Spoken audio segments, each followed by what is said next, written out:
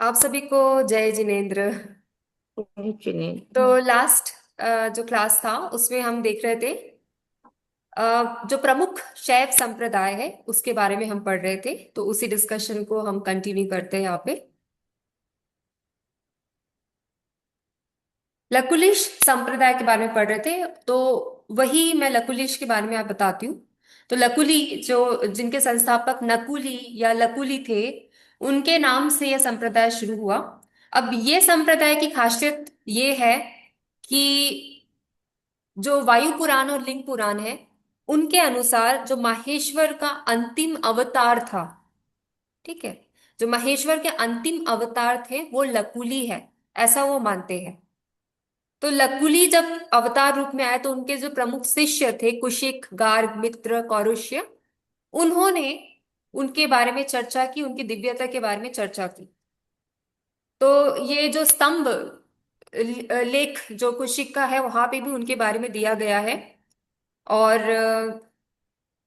तो जो लकुली का नाम जो था, उससे हमें समझ आता है यहाँ पे कि एक अवतार जो है वो जो महेश्वर है उनके अवतार रूप में वो आते हैं। तो यहाँ पे आप देख सकते हो एक फोटो, जो लकुलिश जो है जिनकी यहाँ पे मूर्ति है, तो इन्होंने हाथ में लिया है क्लब, जिसको लकुड़ बोलते हैं या लकुट बोलते हैं। तो लकुट प्लस इश, उधर से ही इनका नाम पड़ा है, जो कि हाथ में क्लब या स्टिक लिए हुए है। तो शैव धर्म के ये रिफॉर्मिस्ट, और जो हमारे इसके बाद जो पशुपत डॉक्ट्रिन आते हैं, पशुपत की जो फिलॉसफी आती है, उसके भी फाउंडर, मतलब पशुपत जो आया बाद में, वो इनके ही थ्रू आया। और ये जो पर्टिकुलर सेक्ट है वो बहुत ही पुराना है। और कुछ स्कॉलर्स का ऐसा भी मानना है कि जो लकुलिश थे वो पशुपत, जो आगे हम उसकी चर्चा करने वाले हैं, उसके भी फाउंडर है।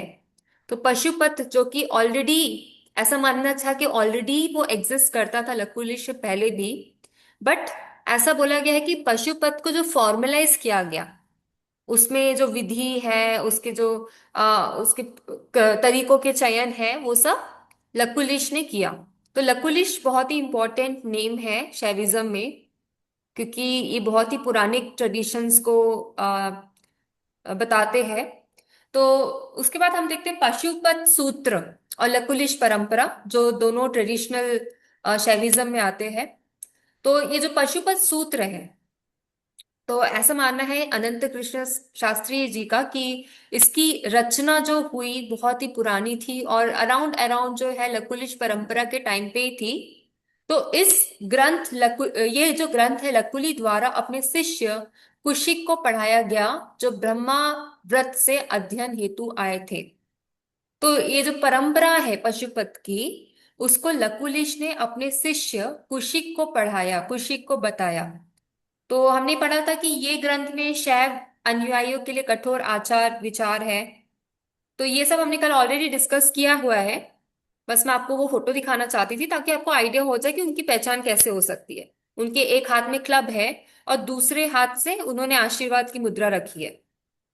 ठीक है, तो ये फोटो से आप समझ सकते हो, बहुत पुरानी है, कहीं कोई केव की होगी या कोई मंदिर की होगी। तो इस चिन्ह से आप लकुलिश को, जो लकुलिश जो है उनको आप पहचान सकते हैं। तो पशुपत संप्रदाय हमने लास्ट क्लास में डिस्कशन किया था, ये थोड़ा डिस्कशन हुआ था। हाँ, विदेशी संरक्षण, पशुपत संप्रदाय, इसके बारे में भी हमने चर्चा की थी लास्ट क्लास में। ओके। और जब नए शैव संप्रदाय की बात होती है, अघोर संप्रदाय, अर्धनारीश्वर संप्रदाय, इसके बारे में भी डिस्कशन हो चुका है।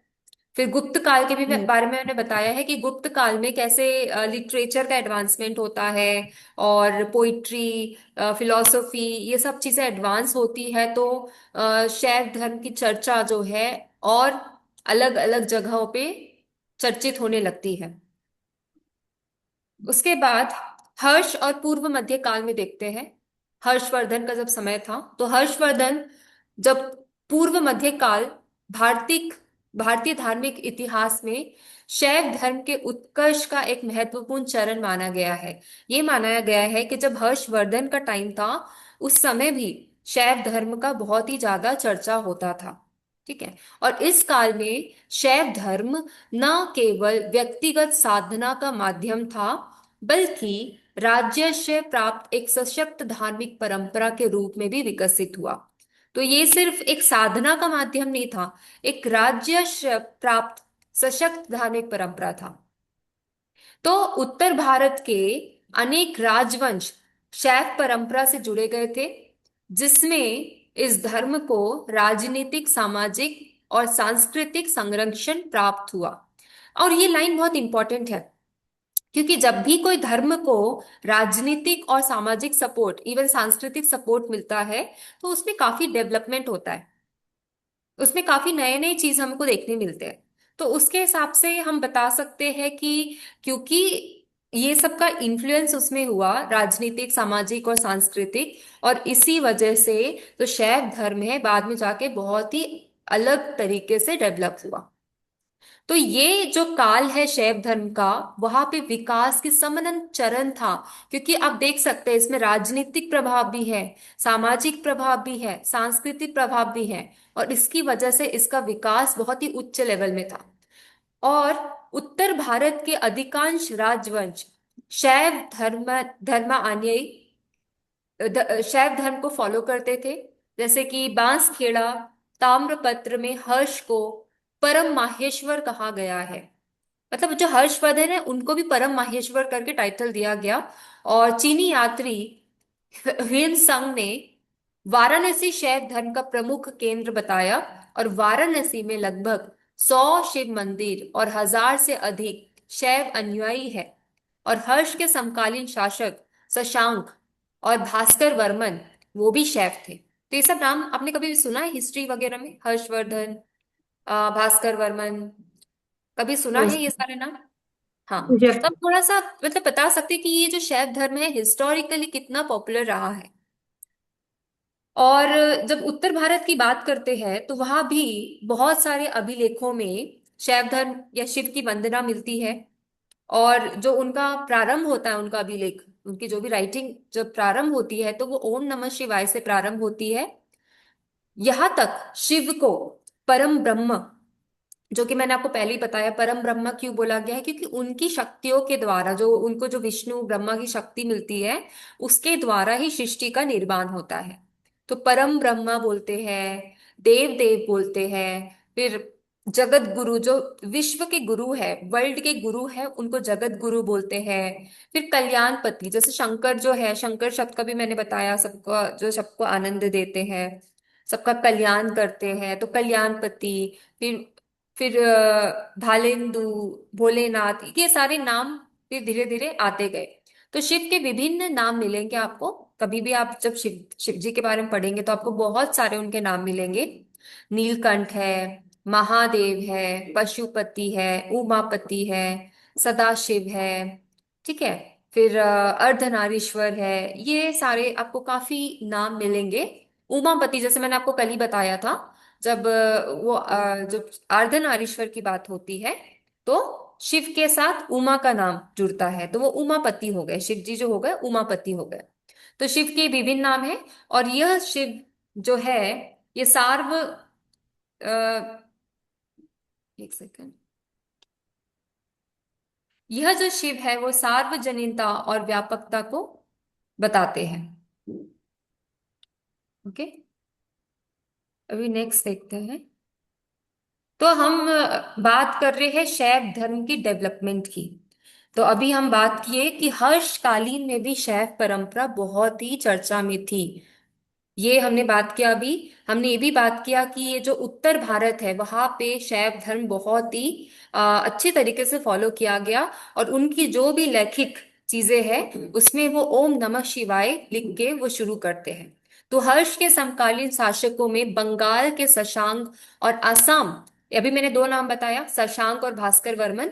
तो शशांक जो है बंगाल के, और असम के भास्कर वर्मन, दोनों ही शैव थे। तो इस प्रकार से मैंने थोड़ा सा आपको डिटेलिंग्स बताई कि जो शैव धर्म है कहाँ कहाँ पे फैला हुआ था। और जो अभी शैव परंपरा में थोड़ा अभी देखते हो उस ट्रेडिशन में क्या स्वरूप है, उसमें क्या परंपरा है, मूर्ति काल कला है या नहीं है, मंदिर है या नहीं है, ये सारे में हम थोड़ा चर्चा करते हैं। तो शिव के विविध नाम और स्वरूप है, ये तो मैंने अभी बताया। नीलकंठ, महादेव, पशुपति, उमापति, सदाशिव, अर्धनारीश्वर, रामेश्वर, केदारेश्वर, ये सारे नाम से संबोधित किया जाता है शिव को। उनका जो लाइफस्टाइल है वो भी बताया गया है, जैसे वो गृहस्थ भी थे, वो योगी भी थे, वो नर्तक भी थे, वो दार्शनिक भी थे। ये सभी रूपों में उनको देखा गया है। यहाँ तक जो मूर्ति कला थी उसमें भी शैव परंपरा बहुत ही पॉपुलर है। तो शिव की विविध मुद्राओं में मूर्तियां निर्मित हुई। मुद्राएं समझते हैं? अलग अलग मुद्राओं में उनकी मूर्तियां आई। और शिव पार्वती के जो पारंपरिक मूर्तियां हैं उसके साथ साथ उनका नटराज स्वरूप बहुत ही ज्यादा लोकप्रिय हुआ। दक्षिण भारत में जो मोस्टली जो नृत्य करते हुए चतुर्भुज नटराज है, उनकी मूर्तियां वहां पे ज्यादा मिलती है। बंगाल क्षेत्र में वृषभ पर नृत्य करते हुए उनकी 10 भुजी शिव की प्रतिमाएं मिलती है। तो थोड़ा थोड़ा डिफरेंस है क्षेत्रों के हिसाब से। दक्षिण में उनकी जो चतुर्भुज वाली मूर्तियां मिलेंगी, बंगाल में उनकी 10 भुज वाली मूर्तियां मिलेंगी। और जो सेन राजा थे उनके सिक्कों में भी अर्धनारीश्वर की आकृतियां मिलेंगी। तो एक हिस्टोरिकल समझ आता है, हमें तो पता चलता है कि ये जो धर्म है वो कितना पॉपुलर रहा है। इवन शैव धर्म का मठ भी रहा है और उनका योग परंपरा भी फॉलो किया गया है। अभिलेखों से जो लिखा गया था उससे हमें ये प्राप्त मिलता है कि एकांत स्थानों में, ये मैंने आपको पहले भी बताया है कि जो एकांत स्थान होते थे वहां पे शैव मठ स्थापित किए जाते थे। और ये जो मठ थे ना वो राजाओं द्वारा भूमि, ग्राम और धन का दान किया जाता था। राजा जो होते थे, जैसे अभी हर्षवर्धन राजा की बात हो रही है, तो उनके द्वारा वो मठ के लिए उनको जमीन, उनका रहना पीने का व्यवस्था, खाना पीना, धन, ये सब दान में दिया जाता था। और वो मठ में रहने वाले जो योगी होते थे वो सन्यासियों की सुविधा के लिए उनके लिए तालाब बनाना, गार्डन बनाना, आश्रम बनाना, ये सब की व्यवस्था राजा के द्वारा की जाती थी। और कई बार ये जो मठ थे वो शिव मंदिरों के बहुत ही पास करीब में स्थापित किए जाते थे ताकि उनकी साधना और उपासना दोनों एक साथ ही होते रहे। तो इससे आपको समझ आ रहा है कि मंदिरों के भी निर्माण किए गए ताकि जो शैव दो धर्म के परंपरा के जो लोग हैं उसको फॉलो कर सके। इवन मूर्तिकाल, मूर्तिकाल भी काफी चर्चलित चर्चा में था कि मूर्ति उनकी बनाई गई, शिव मूर्ति बनाई गई ताकि लोगों को समझ आए कि जो शिव है वो कौन है, उनकी मुद्राओं का क्या मतलब है। उनकी मुद्रा भी आप देखेंगे ना तो वो भी सिंबोलिज्म दिखाता है। वो हर मुद्रा भी कोई ना कोई प्रकार का आपको लाइफ से जुड़ी कुछ बातें बताएगा, कोई रहस्य बताएगा। तो इवन लोग मेडिटेट करते हैं ना तो ऐसे मूर्ति को देख के मेडिटेट करते हैं तो उनको काफी क्लैरिटी होती है लाइफ के बारे में। कभी आप लोग ने कभी ऐसा किया है, कोई मूर्ति के सामने बैठ के, कोई भी मूर्ति, कोई भी धर्म की बात हो रही है, बैठ के मूर्ति को देखना और फिर ऐसे तपस्या में जाना, कभी ऐसा महसूस किया है, एक्सपीरियंस किया है? कभी शेयर, कभी मतलब ऐसा किया तो आप शेयर करना चाहोगे ऐसा एक्सपीरियंस कि मूर्ति के सामने बैठे हैं, उनको मूर्ति को देख रहे हैं और मूर्ति देख के कुछ अलग ही महसूस कर रहे हैं? किया यस है? मैम, होता है। होता है? कैसा महसूस होता है उसके बाद ऐसा? मतलब जब हम भगवान की आंखों में, ऐसा बोलते हैं ना, जैन मंदिर में दर्शन करना है तो वो एक श्लोक बोल के भगवान की आईज से कांटेक्ट करना होता है। तो जब हम्म। उनकी पीसफुल आईज, उसमें जो शांति महसूस होती है कि एक शांत वातावरण, और आंखों में एक सौम्यता, और जो सारी चीजें होती है, वो लगता है कि अपने जीवन में भी ऐसा सब कुछ होना चाहिए। हम्म। एक पीस की फीलिंग होती है, शांति की, सौम्यता की, और एक हम्म। जो भगवान के लिए रहता है कि हाँ, हम भी इस तरीके से एकदम, मतलब हो अपनी लाइफ में ट्रू। राग द्वेष से मुक्त, इस तरीके का जीवन हमारी लाइफ वाला हो, हमारा हाँ, हमारी उनको लाइफ भी उनको ऐसे देख के ही वाली हो। प्रेरणा मिलती है। और आपको पता होगा कि इसी वजह से उनको पर्सोनिफिकेशन दिया जाता है, जो भी मूर्तियां होती है उनको ह्यूमन पर्सोनिफिकेशन इसलिए दिया जाता है कि वो हमारे प्रेरणा भी बने, प्लस हम उनको फॉलो कर सके, उनके जो जीवन शैली है उससे उससे कुछ सीख सके। इसी वजह से जो मूर्तियों का ट्रेडिशन है, मूर्ति कला है, वो इतना प्रचलित हुआ, इतना पॉपुलर हुआ, है ना? ओके। फिर उसके बाद जो ये शैव धर्म का था, जो ट्रेडिशन था, उससे तांत्रिक और आगमिक परंपरा बढ़ने लगा। जैसे तंत्र जैसे ग्रंथों में इस प्रभाव का ज्ञान मिलता है। आगम परंपरा में शैव और शक्त विचारों का समन्वय दिखाई देता है। और डॉक्टर फारूकर बोलते हैं कि आगम में जो शाक्त तांत्रिक तत्व है वो शैव धर्म से स्पष्ट रूप से मिले होते हैं। तो ये समझ आ रहा है कि एक ट्रेडिशन से कैसे दूसरा ट्रेडिशन इन्फ्लुएंस होता है। आगे जाके जब हम लोग तांत्रिक ये पढ़ेंगे, धर्म पढ़ेंगे, तब हमें क्लैरिटी होगी कि शैव धर्म से वहां पे कितनी चीजें मिली हैं और कितनी चीजें जो है वो समान है। ये इस बात की हमें क्लैरिटी होगी जब हम तांत्रिक ट्रेडिशन को और गहराई से पढ़ेंगे। ठीक है। अब शैव धर्म में साहित्य का भी बहुत इंपॉर्टेंस रहा है। जो शंकराचार्य जी थे उन्होंने शैव मत में दार्शनिक रोल बताया है कि उसमें दार्शनिक लिटरेचर बहुत है। जैसे शिव पुराण, लिंग पुराण, कर्म पुराण, पौराणिक ये शैव धर्म है। और इसमें पौराणिक शैव धर्म का वर्णन है। और इसमें वैदिक कर्मकांड, व्यवहारिक आचरण मतलब व्यवहार कैसे रखना है, ये सारी चीजें भी इसमें बताई गई है। तो प्रमुख शैव संप्रदाय जो मैंने आपको पहले ही बताया है, पाशुपत के बारे में भी देखा। फिर वीर शैव होता है, लिंगायत होता है। आपने देखा होगा कुछ लोग अपने गले में ऐसा एक सिल्वर कलर का पहनते हैं नेक पे, कभी देखा है? हाँ, तो वो जो बिलोंग करते हैं वो लिंगायत संप्रदाय के रहते हैं। वो सिल्वर कलर का वो एक बॉक्स टाइप का होता है, राउंड शेप का, और उसमें शिवलिंग होती है। तो ये होते लिंगायत संप्रदाय के लोग, वीर शैव के लोग। और वैसे कश्मीर शैव संप्रदाय। तो आज हम इस पे थोड़ा फोकस करेंगे कि ये जो फॉलोअर्स होते हैं इनके, वो किस प्रकार के होते हैं, उनकी क्या विधि है, वो क्या फॉलो करते हैं। तो पाशुपत संप्रदाय का मैंने अभी जैसा आपको बताया, लकुलिश परंपरा, थोड़ा सा रिवाइज कर लेते हैं। तो पाशुपत संप्रदाय के संस्थापक लकुलिश है, जिन्हें शिव का अवतार कहा गया है। और जो इनका प्रमुख केंद्र केदार, प्रयाग, रामेश्वर, ये सारे क्षेत्र है। तो पाशुपत सूत्र इस संप्रदाय का प्राचीन ग्रंथ है। पाशुपत सूत्र करके है एक ग्रंथ। और ये इन जो संप्रदाय है इनका एक प्राचीन ग्रंथ है, जिसमें योग, विधि, दुखांत, मोक्ष, ये सारे कंसेप्ट की चर्चा होती है। कौन कौन से कंसेप्ट की चर्चा होती है? योग के बारे में बताया जाता है। दुखांत मतलब दुखों का अंत, उसके बारे में बताया जाता है। फिर मोक्ष के बारे में बताया जाता है। ठीक है। तो लकुलिश संप्रदाय जो शिव के 28वें अवतार, उनके बारे में चर्चा की गई है। और जो मूल तत्व है इसमें ईश्वर है, पशु है, पाश है। देखो, पशु इसमें इसलिए लिया गया है कि जो जीव होता है इसमें, जीव कर्मों के बंधन से लोक में आता है। तो जो पशुपति होते हैं वो उनके दुख का निवारण करते हैं, उनको कर्म बंधन से भी बाहर निकालते हैं। और इसी वजह से इनको पशुपति भी कहा गया है। तो पशु, और जो पाश का मतलब होता है बंधन होता है। तो पशु जो है वो बंधन की वजह से इस धरती पे फंसा हुआ है। और पशुपति का काम है कि मार्ग दिखाना। तो जो पशुपत साधना करते हैं वो अक्सर, उनका एक रूल है, जैसे कि पहले भी हमने चर्चा की थी, कि वो भस्म आरती करते हैं प्लस भस्म अपने शरीर में लगाते हैं।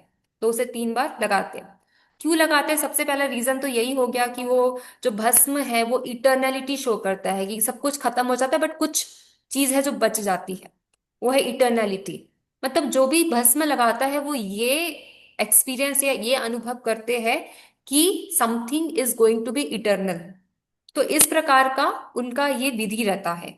और उनकी साधना में भस्म, व्रत, नृत्य, गीत, ये सारी चीजें दिखनी, मतलब काइंड ऑफ एंटरटेनमेंट, वो खुशी खुशी अपनी चीजें प्रैक्टिस करती है।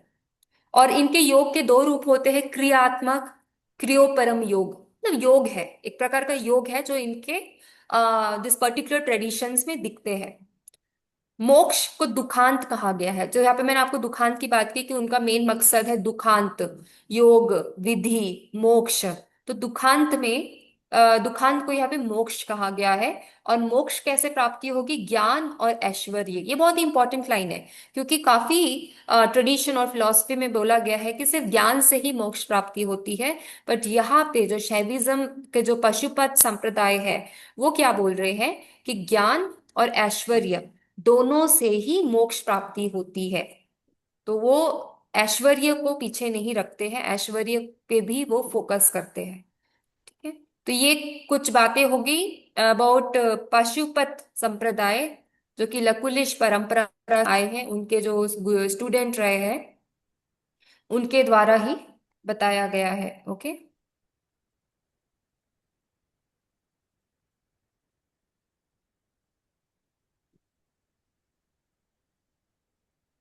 आवाज आ रही है ना मेरी? अब आ रही है मैम। कुछ तो भी प्रॉब्लम हुआ है जूम का।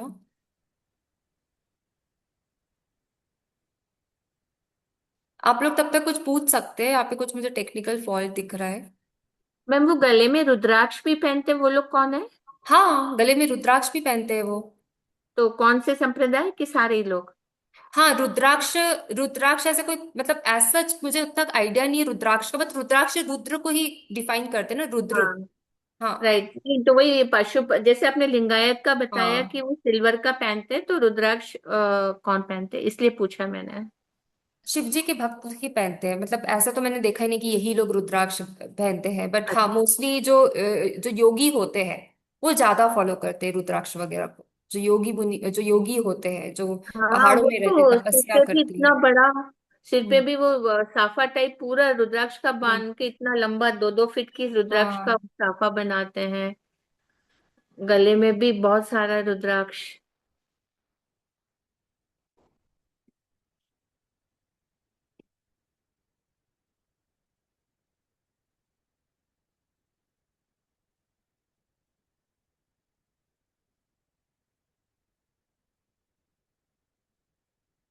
Grows on but yeah.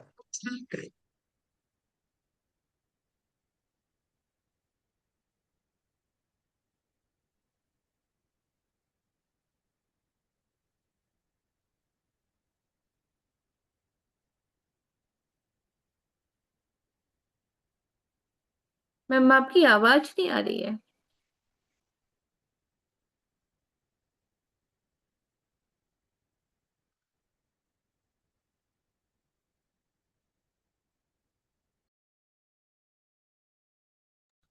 Ma'am आवाज नहीं आ रही है।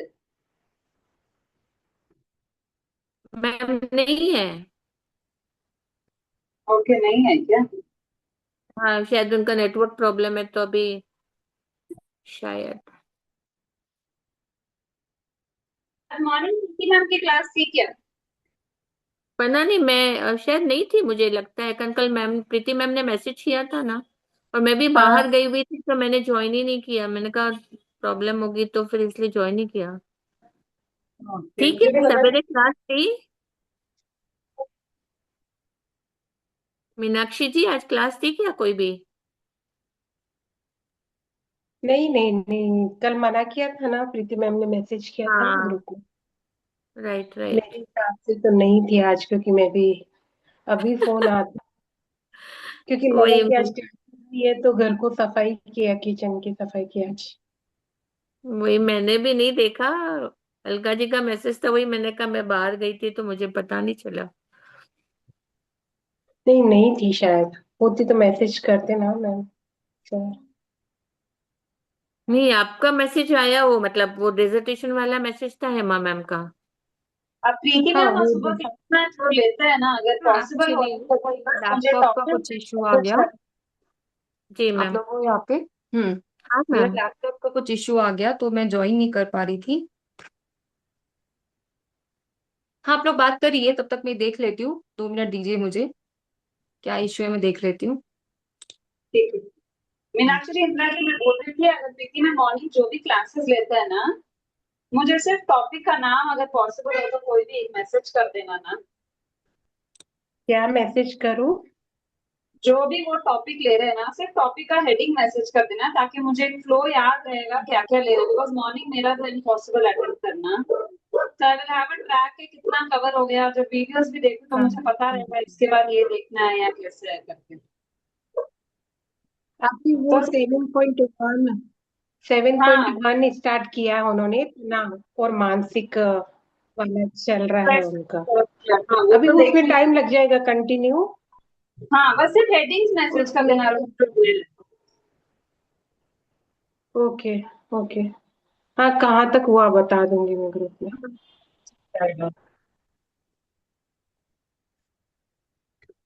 मोस्टली वो तनाव और जो मानसिक वाला है ना, 7th पॉइंट, 7th, 8th और 9th प्रीति मैम पढ़ाएंगे। तो ओके। उन्होंने अभी 7th स्टार्ट किया है। 7 का 1 और 2 कंप्लीट, 7.7 तक है। क्या अभी रिजॉल्व हो गया है? Let us start again. Yes yes. Ma'am. मैं स्क्रीन शेयर करती हूँ।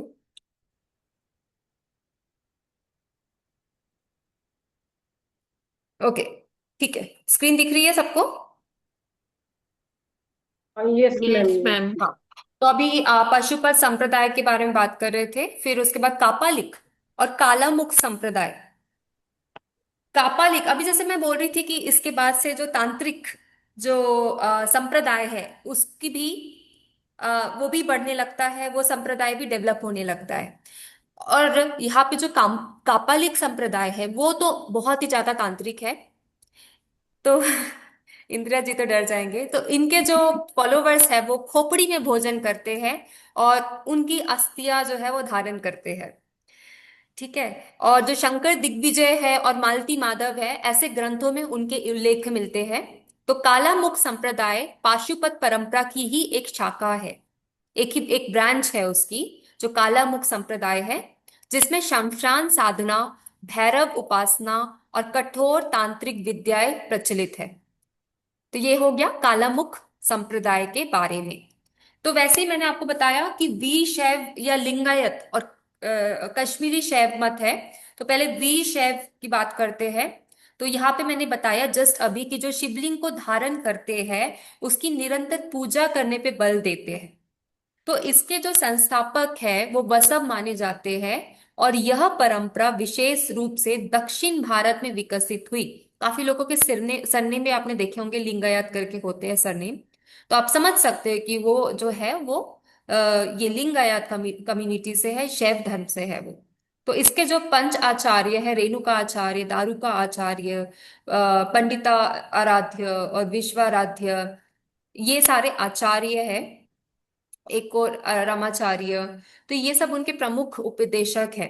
तो वी शैव लिंगायत जो है, इससे आपको थोड़ा सा आइडिया हो गया होगा कि जो शैविज्म है हमें पता नहीं होता है कि ये भी इससे जुड़ा हुआ है, बट ये सब पढ़ के हमें समझ आता है कि ये ही उसके ब्रांचेस है। ठीक है। तो कश्मीरी शैव मत की अब बात करते हैं। कश्मीरी शैवाइट बहुत पॉपुलर है। इसको माहेश्वर दर्शन भी कहा जाता है। तो यहाँ भी आगमों के नंबर देख सकते हो, इतने 92 आगमों को यहाँ पे माना जाता है। तो आगम का भी आपका क्वेश्चन आया था उस समय पहले भी।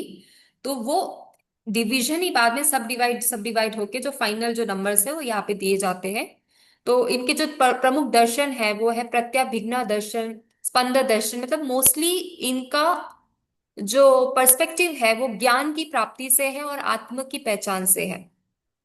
मोक्ष को इन्होंने बोला है कि वो आत्मा की पहचान होती है, प्रत्यभिज्ञा होता है। और जो जो कश्मीरी शैवाइट है, जो कश्मीरी शैव मत है, उनको लगता है कि जो शिव तत्व है वो हर बिल्कुल। जगह, हर इंसान, हर जानवर में वो शिव तत्व होता है। तो इस प्रकार से मैम, वो शैव। हाँ ये जो कैथोलिक और कालामुख संप्रदाय आपने बताया है, तो ये पाशुपत की पार्ट है ना दोनों? हाँ हाँ हाँ, पाशुपत के ही वो उसके सब ब्रांचेस है। और उसके बाद वीर शिव सेकंड वन और कश्मीरी शिव मत थर्ड वन हाँ है ये ना? अलग है।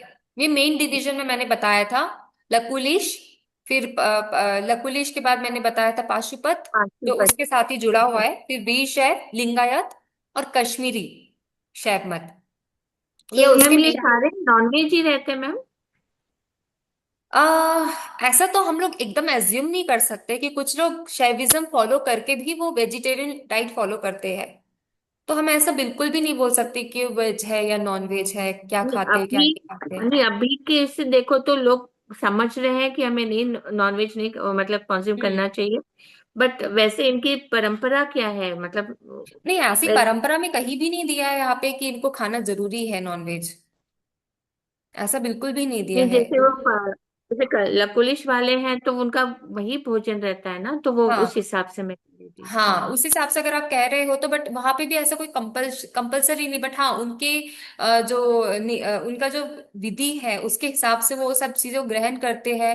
बट जो मैंने बताया आपको, जो भी जानवर भी अगर वो लेते हैं तो वो पहले से मरा हुआ होता है, उसी जानवर को वो खाते हैं, ऐसा कोई मार के नहीं खाते। तो इस प्रकार से मैंने बताया था। ठीक है। तो ऐसा कोई कंपल्शन नहीं है कि उनको खाना ही है। अब आजकल तो चीजें बहुत लाइट हो गई है। जो गुफाओं में रहते हैं, जो हाँ, शिव राइट। पूजा करते हैं, शायद वो लोग फॉलो करते हैं, क्योंकि उसमें तांत्रिक का भी कहीं ना कहीं जुड़ा हुआ है, तो इस वजह से वो फॉलो करते हैं। बट यहाँ पे अब कश्मीर शैव मत की बात करते तो इसको जो दर्शन है, इनका मानना है कि जो शिव तत्व है वो हर जगह होता है। तो शिव तत्व को बहुत ही ज्यादा ये फोकस करते हैं, शिव तत्व। तो यहाँ पे देख लेते हैं।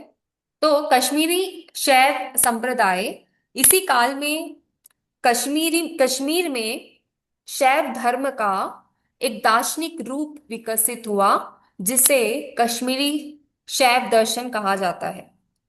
इनका जो नॉलेज सिस्टम है वो प्रत्याभिज्ञा दर्शन कहते हैं, जो कि ये दर्शाता है कि आत्मज्ञान जो है आत्म पहचान से होता है। खुद को सेल्फ रियलाइज करके ही आप सेल्फ नॉलेज कर सकते हो। तो इसमें शिव को परम चेतना माना जाता है। जो शिव है वही सत्य है, वही परम चेतना है, ऐसा कश्मीरी शैविज्म में कहा जाता है। और मोक्ष को आत्म प्रत्यभिज्ञा के रूप में समझा गया है। तो कश्मीर क्षेत्र में जो विकसित होने के कारण इस शैव परंपरा को कश्मीरी शैव मत कहा गया है, क्योंकि ये जो कश्मीरी एरिया है वहां पे इसका डेवलपमेंट ज्यादा हुआ। और ये जो शैव दर्शन है ये एक अत्यंत परिष्कृत, मानवीय और युक्ति संगत स्वरूप प्रस्तुत करता है। मतलब कि काफी डेवलप भी है, प्लस लोगों से काफी जुड़ा हुआ भी है।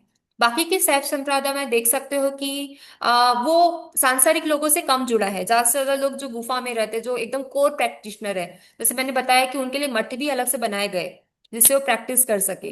बट यहाँ पे देखा गया है कि वो मानवीय है, प्लस युक्ति संगत के रूप में यहाँ पे दिखा गया है। तो इस जो इस संप्रदाय है, इसमें दार्शनिक गहराई भी बहुत ज्यादा है, प्लस अनुभवात्मक और चेतनात्मक दृष्टि भी बहुत ज्यादा है। तो फिलोसफिकल जो क्वालिटीज होती है कोई भी धर्म की, तो इसमें ज्यादा दिखाई देती है। और कश्मीरी शैव दर्शन के बहुत सारे नाम हैं, बहुत ही अलग अलग तरीके से इसको समझा जाता है। जैसे कि अभी मैंने बोला माहेश्वर नाम से पॉपुलर है, तो माहेश्वर दर्शन भी बोलते हैं। फिर क्योंकि इसको आत्म पहचान पे फोकस किया जाता है, तो आत्मभिज्ञा दर्शन भी कहा जाता है, त्रिक दर्शन भी कहा जाता है। तो ये सारे नाम और जैसे आत्मज्ञान, तत्व चिंतन, शिव चेतना, ये सारे नाम पे आधारित ये धर्म होता है।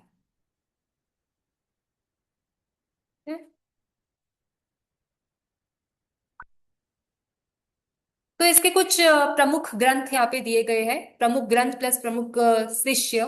प्रमुख जो ग्रंथ है वो शिव सूत्र, स्पंदकारिका, और जो उनके जो मुख्य शिष्य है वसुगुप्त है, उसके जो मोस्टली जो उसको बताते हैं उस कश्मीर शैविज्म के बारे में, उनके स्टूडेंट्स जो है सोमानंद और कल्लट करके। तो इन्होंने, बिकॉज यहाँ पे आचार्यों का ज्यादा इंपॉर्टेंस है, स्टूडेंट का इंपॉर्टेंस है, तो इससे जो दर्शन है इसमें दार्शनिक और आध्यात्मिक दोनों की क्वालिटीज हमको दिखती है। तो जहां भी गुरु का बात होता है, उनके शिष्यों का बात होता है, तो वहां पे आपको फिलोसफिकल क्वालिटीज दिखेंगी ही। जैसे मैं सोक्रेटिस की बात करती हूँ, एरिस्टोटल की बात करती हूँ, प्लेटो की बात करती हूँ, क्योंकि उनमें गुरु शिष्य का कनेक्शन है। तो इसलिए उनके जो बुक्स होते हैं, वर्क होते हैं, उसमें फिलोसफिकल कंटेंट ज्यादा होता है। वैसे ही यहाँ भी आप देख सकते हो कि गुरु शिष्य के बारे में बात की है, तो इस हिसाब से इसमें दार्शनिक और आध्यात्मिक रूप बहुत ही व्यवस्थित तरीके से दिया गया है। तो यहाँ पे कुछ त्रिक दर्शन, जो त्रिक दर्शन है, यानी कि ये शैव दर्शन का ही है। तो यहाँ पे त्रिक दर्शन इसलिए कहा जाता है, आपके दिमाग में शायद ये क्वेश्चन आया होगा कि त्रिक दर्शन क्यों बोल रहे हैं, माहेश्वर दर्शन तो बोल रहे हैं क्योंकि माहेश्वर को मेन तत्व माना गया है। पर अब इसमें त्रिक दर्शन क्यों बोला गया है, क्योंकि यहाँ पे तीन आपको दिख सकते हैं, तीन तत्वों का मूल वर्णन है। पति मतलब शिव, पशु मतलब जीव, और पाश मतलब बंधन। जो पति है शिव, वो पशु को बंधन से मुक्त करता है। और इसमें तीन प्रमुख आगम है, सिद्धा, नामक एंड मालिनी। इनको भी विशेष महत्व दिया गया है। ठीक है। तो ये आगे आगे जो मैं बताऊंगी वो जो कश्मीरी शैविज्म के थोड़े रूप किस किस रूप में है वो, प्रत्याभिज्ञा का क्या मतलब होता है, फिर उसमें कौन कौन से तत्व दिखते हैं, जैसे कि उसमें सांख्य तत्व भी दिखते हैं, और उसमें माया और उसके पांच, माया के पांच आवरण भी बताए गए हैं। तो ये कुछ चीजें हैं इंपॉर्टेंट कश्मीरी शैविज्म को समझने के लिए, जो कि मैं नेक्स्ट क्लास में कंटिन्यू करूंगी। विमर्श शक्ति क्या होता है, तो ये थोड़ा फिलोसफिकल कंटेंट है तो उसको समझाने में टाइम लगेगा। ठीक है। तो मैं ये नेक्स्ट क्लास में कंटिन्यू करूंगी, ये जो भी है। और कश्मीर शैविज्म हो जाएगा तो ऑलमोस्ट हमारा जो ये शैविज्म का पार्ट है वो कंप्लीट हो जाएगा। उसके बाद रिवीजन ले लेंगे अगर लगे तो, या तो नेक्स्ट दर्शन शुरू करेंगे। Ma'am but exam point of view से इतना डेप्थ में शैविज्म पढ़ना पड़ेगा? एग्जाम देखो, पॉइंट ऑफ व्यू से तो ऐसा होता है कि हम जितना पढ़ते हैं वो भी कम लगता है, एग्जाम के टाइम पे सब भूल जाते हैं। बट ये बहुत ज्यादा कंटेंट लग रहा है मैम, पता नहीं क्यों, मतलब टू मच। टू मच, देखिए आपको टू मच लगेगा, बट टू मच जानने आपके कैपेबिलिटीज में है। अगर आपकी कैपेबिलिटीज उतनी डेवलप्ड है तो आप जान सकते हो, उससे भी ज्यादा पढ़ सकते हो। अभी एमए का मकसद यही होता है कि आपकी कैपेबिलिटीज को बढ़ाना, बिल्ड करना, ताकि आप और चीजें ग्रैस्प कर सको। तो यहाँ पे आप जो जो चीजों से कनेक्ट हो पा रहे हो, ओके, आपको उस पर ही फोकस करना है। अभी जैसे कि अभी तीन यहाँ पे इंपॉर्टेंट संप्रदाय है यहाँ पे, जिसको मैंने काफी डिटेल में समझाया है। लकुलिश, आपको समझ आ गया ना लकुलिश क्या है। फिर पशुपत, पशुपत ये संप्रदाय। फिर उसके बाद मैंने बताया ये लिंगायत, लिंगायत से भी आप कनेक्ट कर पा रहे होंगे। ठीक है। उसके बाद लिंगायत के बाद कश्मीर शैविज्म। तो आप कनेक्ट कर पा रहे हो ना, ये मेन मेन डिविजन्स हैं। अब उसके अंदर जो सब डिविजन्स है वो भी मैंने बता दी।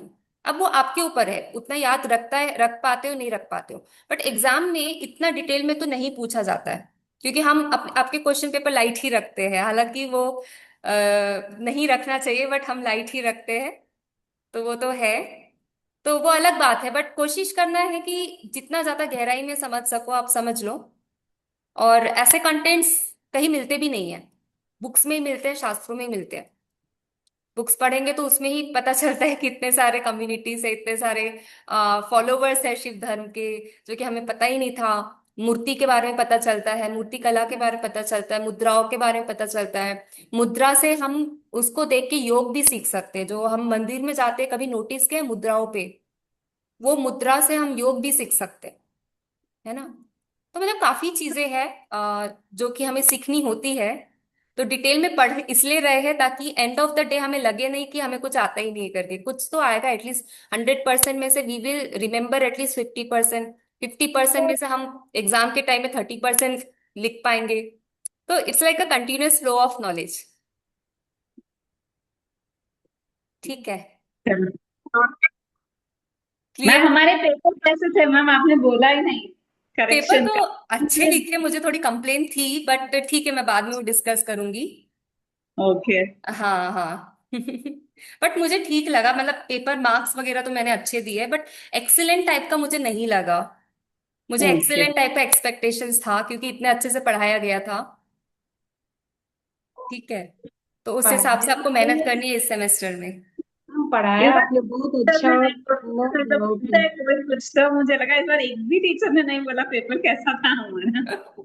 हाँ, तो उसमें थोड़ी मेहनत तो करनी पड़ेगी ना आप लोग को उस पे, मैम और अभी कैसे। सॉरी बोल देते हैं मैम, हम आपके एक्सपेक्टेशन पे नहीं उतरे हैं मैम।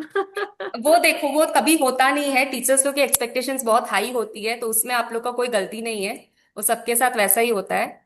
बट हाँ, हमें कोशिश तो करनी चाहिए हमेशा कि और बेहतर कर सके और प्रोग्रेस कर सके।